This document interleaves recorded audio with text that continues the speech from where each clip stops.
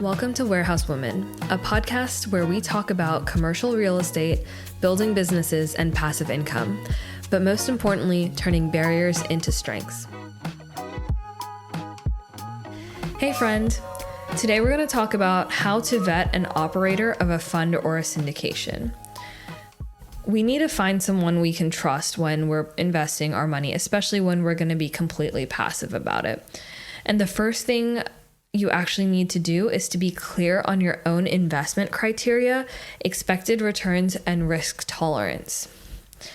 Once you have that, you can divide the questions to ask an operator into about 3 categories.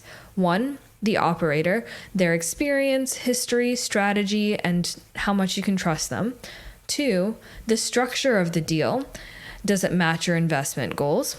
And 3, the business plan, asset class, market, contingencies, and risk calculations. So, operator questions. How does the operator make decisions when things do not go as expected? How do they communicate when things don't go as expected? Do they even communicate with you at all when things go wrong? How often do they communicate with you when things are not going wrong? Are you ever just getting silence from them, or are they giving you monthly or quarterly updates, or is it just a K1 at the end of every year and that's all you get? How are they communicating with you, and what kind of information are they giving you? Also, what is the team's track record, their reputation, and their experience in dealing with what you're investing in? What are their accreditation requirements, meaning who is in this deal with you, and how are they vetting people who are coming into the deal? How do they answer your questions as a limited partner and as an investor? How do you get access to the team? And how can you ask more questions about what's going on? These are all important things to speak to the operator about. One of the most important things I judge an operator by is how they respond to questions regarding the structure of the deal and the business plan. The structure of the deal is how an operator is converting returns from the asset to returns for the investor. I'm going to say that one more time. Returns from the asset to returns for the investor. This is what the structure of the deal is. This is where the heart of any investment lies, and this is where you will have the most questions. As an operator, there are so many deals that work out on the asset level that just don't give a return to investors the way we want them to. So we pass on the deals that don't serve our investors. All good operators will have a 3-step underwriting system, meaning how they analyze the deals.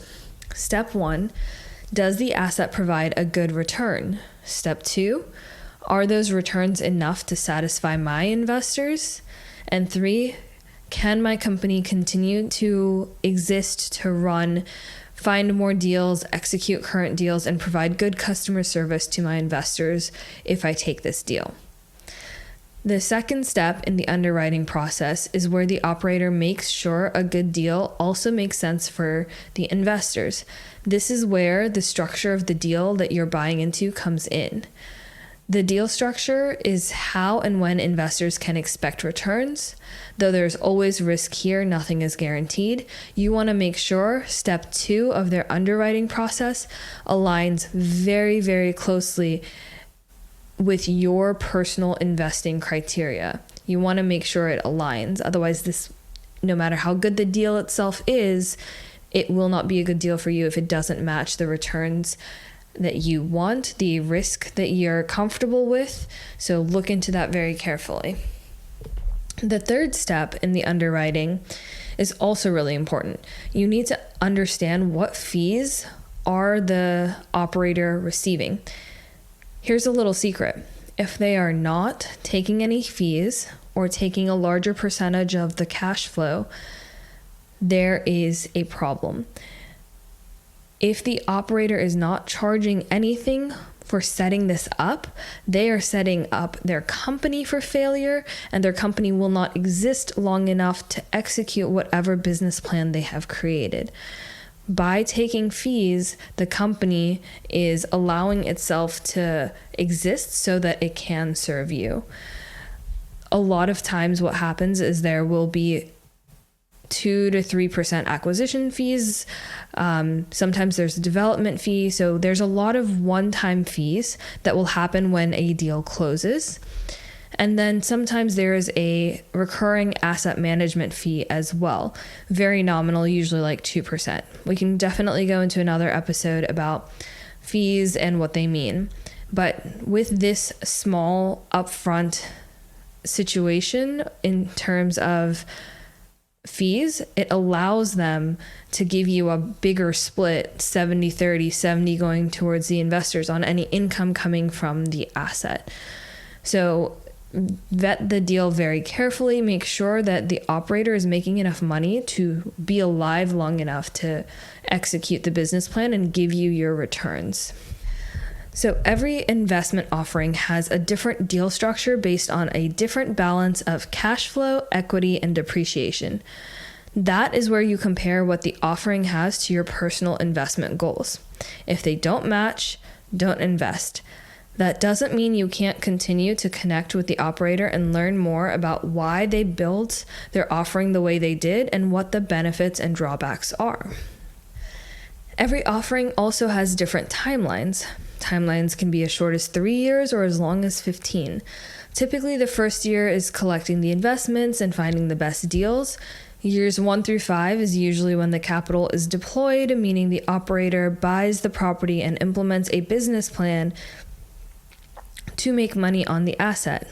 Sometimes cash flow is quick and the operator opts to have distributions during that time, and other times it takes time to stabilize the property. It depends on the type of strategy and fund that you're investing in. Things like a cash flow fund would have little construction, maybe just,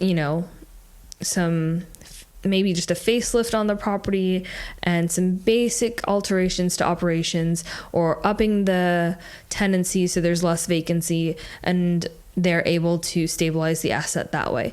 If it's more of a value add situation, usually the returns are higher than if you have a cash flow situation, but you're usually waiting about 3 years before you start making some consistent income from that. So usually between years 5 and 10 is when the investment pays the investor back in full plus returns. A good operator will have a business plan for every asset they buy, and they will often have different expected timelines. There are many things that can affect a timeline, so make sure you ask the operator how they plan to deal with these risks.